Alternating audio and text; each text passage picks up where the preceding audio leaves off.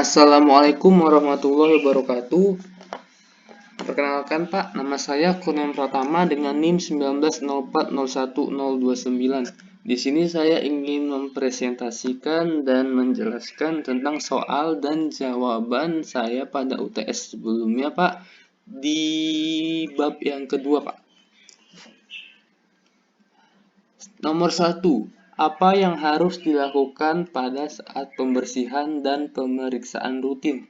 Jadi jawabannya adalah yang harus dilakukan pada saat pembersihan dan pemeriksaan rutin adalah membersihkan peralatan dari jarak dekat untuk membantu membersihkan puing-puing yang berfungsi sebagai kamuflase dan mencegah dari melihat dan mendeteksi masalah yang masih ada atau yang membayangi.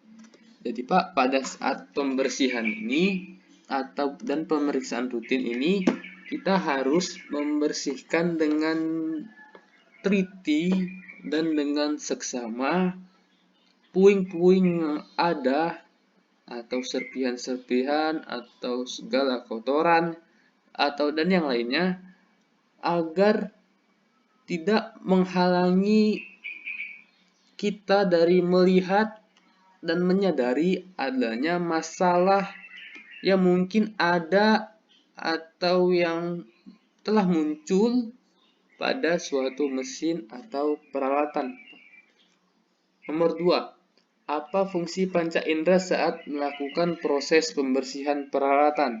Dengan menggunakan panca indera, tim AM atau Autonomous Maintenance dapat yang pertama, dengan indera penglihatannya dapat melihat area kerusakan dan kontaminasi yang jelas. Dan dengan indera perabanya, seorang tim AM dapat menyentuh, meraba, dan merasakan permukaan dari mesin atau peralatan saat akan dibersihkan.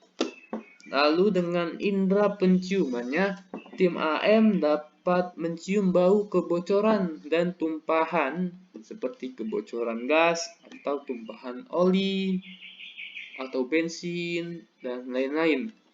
Dan dengan indera pendengarannya, tim AM dapat mendengar kebisingan yang disebabkan oleh misal dari mesin tersebut.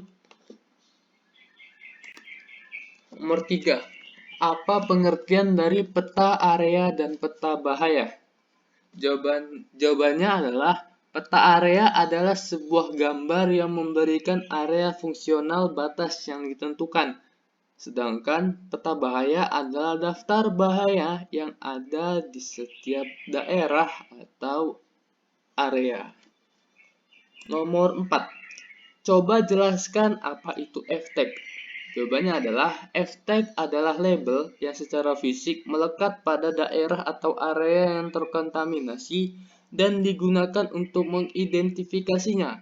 F-tag tidak harus dalam bentuk label, namun juga dapat berupa titik-titik kecil, pita merah, dan lain-lain.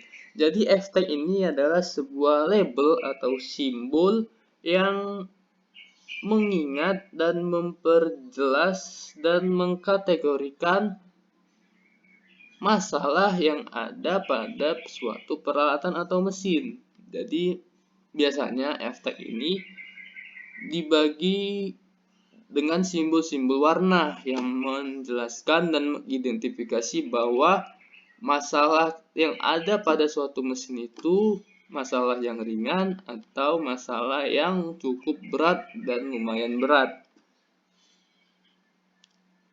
Nomor 5. F-tag diberi kode warna untuk mengidentifikasi permintaan tugas. Sebutkan apa-apa saja kode warna tersebut dan jelaskan.